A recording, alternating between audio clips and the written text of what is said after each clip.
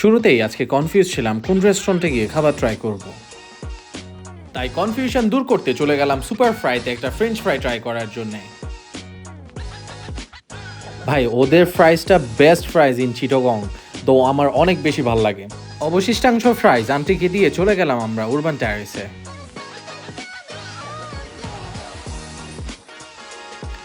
ওদের interior and environment দোনোটাই আমার কাছে খুব ভালো লাগে এবং আমি অর্ডার করি একটা কাবাব প্লেটার।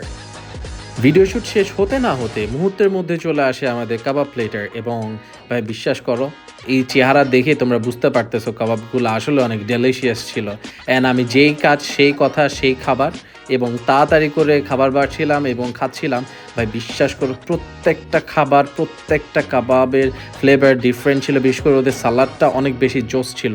তারপর আমরা চলে যাই বাহিরে স্মোকিং জোনে দেখি এবং ওখানে একটা ব্রেকআপ হয়েছিল, এটা নিয়ে হাসাহাসি করছিলাম। এবং বিশ্বাস করো ওখানে kid zone, smoking zone and also breakup zone আছে, যাদের ব্রেকআপ করা দরকার তারা চলে যাবা। অ্যান্ড সব কিছু শেষ করে চলে আসছিলাম বাসার দিকে। অ্যান্ড থ্যাংক ইউ ভিডিওটা দেখার জন্য।